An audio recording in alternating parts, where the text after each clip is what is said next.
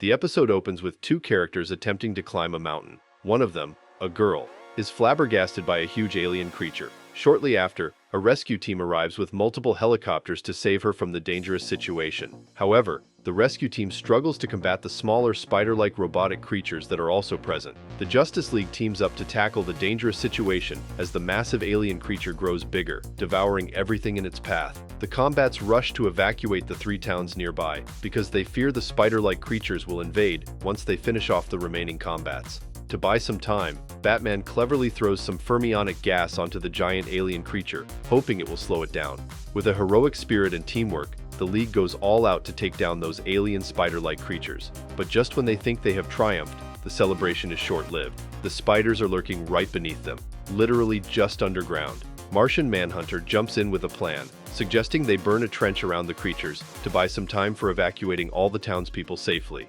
The Atom is in for a surprise. Well, sorta. He's inspecting his tech setup, maybe thinking he's about to make some groundbreaking discovery, when bam!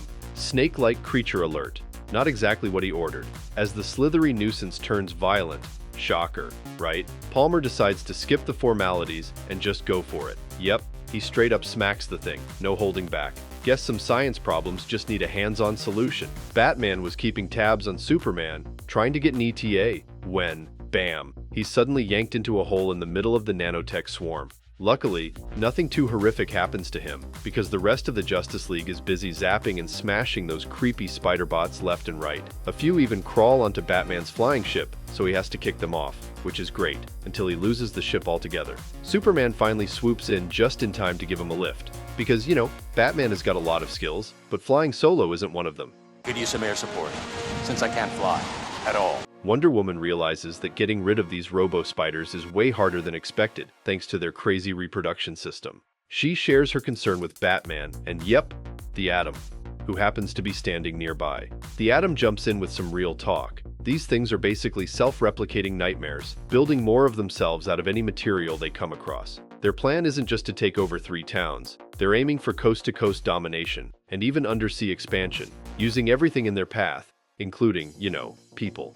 The Atom explains that just smashing these things won't cut it. They have got to hit the core control system because it's issuing commands at an atomic level. You can't just crush one of these like a regular machine, leave even a crumb behind, and it'll just start rebuilding. So, Atom has got a plan. He is going to have to reprogram the whole system. The Atom manages to slip inside the nanotech swarm system while everyone else is outside, fighting for their lives. Inside, he is blown away by the insane level of detail. Each atom is packed with information, like a little history book for every replicant. He figures out it's actually a war machine, built to consume entire planets and move on to the next, in an endless cycle of destruction. Turns out this thing has been around for over 50,000 years. Yeah, that's ancient.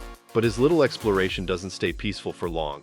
He gets attacked by some freaky, tentacled defense system. He finally locates the core control, but no matter how hard he tries, he just can't break it. Meanwhile, the team outside is getting swarmed by those robo-spiders, and time is running out. Thinking fast, the Atom spots some arteries pumping liquefied matter straight into the core. He disrupts the flow, which ends up draining the big guy of all its liquid fuel, leaving the spider creatures burnt out and lifeless on the ground. The nanotech swarm is finally toast. After a tense talk with the general, who outright accuses them of hiding a secret space-based weapon of mass destruction, the League makes a promise. They won't let history repeat itself. They are committed to stopping any weapon that threatens innocent lives, no matter who is wielding it.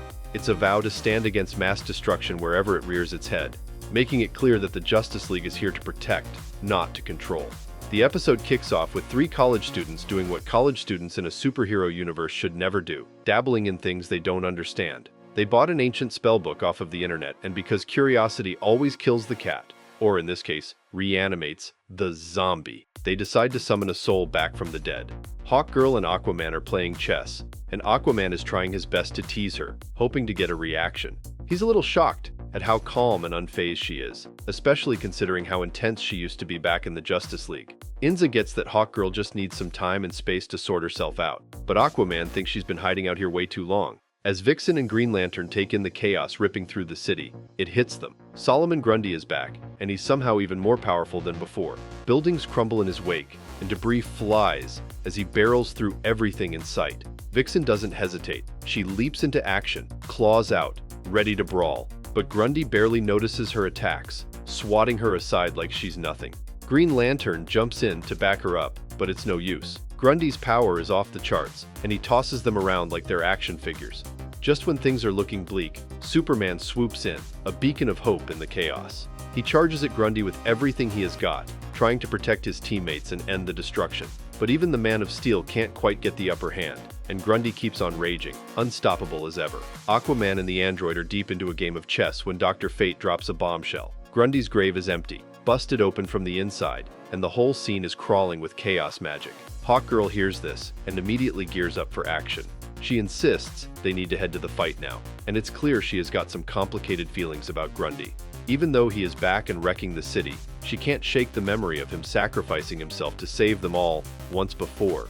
She is not just ready for the fight, she's determined to give him the benefit of the doubt and face him head-on. Hawkgirl and Green Lantern reunite, with Amazo and Aquaman joining the squad, and for a second, it feels like the whole Justice League is ready to throw down. Hawkgirl wants to try a different approach though, and insists on talking to Grundy first, thinking she can reach whatever's left of him. But as she steps up, trying to jog Grundy's memory by mentioning Bird Nose, a callback to herself and their old connection, Grundy isn't having it. He just smacks her aside like she's nothing. Aquaman jumps in to defend her, swinging that trident like he's trying to spear a whale. But even he struggles to hold back this unstoppable zombie-powered juggernaut. Green Lantern and Superman jump into the fray next, but it's like they're taking turns getting bounced around by Grundy. Hawkgirl is still trying to understand what's going on, why Grundy's so different from the person she remembers. Dr. Fate finally explains the harsh truth. This Grundy is just a shell, mindlessly powered by chaos magic and fueled by pure rage. Hawkgirl isn't ready to give up though. She still wants to reach the Grundy she knew, even if it's a long shot. Then, Amazo, our resident android powerhouse, tries to step up. He blasts Grundy with everything he's got, but the chaos magic flips the script. Instead of hurting Grundy, Amazo's energy gets absorbed, making Grundy even stronger. It's like feeding fuel to a fire. At this point, everyone's stumped. Dr. Fate lays it out. Chaos magic doesn't play by any known rules, and there's no limit to how much power it can give. Even Fate's own magic is useless here, and Amazo's tech might as well be a paperweight. That's when Vixen steps up with her old-fashioned way idea. Just drop something heavy on him and hope for the best. So she heaves this giant statue and crushes Grundy beneath it, or so she thinks. The second she turns her back, he bursts out of the rubble, grabs her and lifts her off the ground like a rag doll. This old-fashioned way just made him madder, and the League is back to square one, scrambling to figure out how to stop this nightmare. Hawkgirl takes it upon herself to confront Grundy one-on-one. She pleads with him, hoping for some glimmer of the old Grundy she knew, but all she gets in return is a blank, rage-filled stare. It's clear, Grundy's too far gone, and he needs to be stopped, permanently. Hawkgirl, visibly torn, raises her nth metal mace and prepares to strike. She doesn't want to do this, but she knows she has to. As the dust settles, the League gathers around where Grundy fell. They can't actually see his body, but Vixen's certain he left a trail. They'll find him sooner or later. Hawkgirl, though, is clearly torn up, wrestling with guilt over having to fight someone who once saved her life. Green Lantern steps in, offering to give Grundy the final blow with the nth metal mace, hoping to ease her guilt. But Hawkgirl shakes her head. Grundy was her friend, and if this is what it's come to, she knows it has to be her responsibility to see it through. Hawkgirl descends into the dark pit, and there she finds Grundy, barely holding on, slumped and weakened on the ground. She kneels beside him, her voice soft and gentle, as she asks him to close his eyes. With a heavy heart, she raises the nth metal mace and delivers one final blow. When she climbs back up, she breaks the news to the League. It's over. The weight of it all hits her, and as reporters swarm in with questions and accusations, she's clearly struggling. But then, Green Lantern and the rest of the League stand by her, shielding her from the onslaught.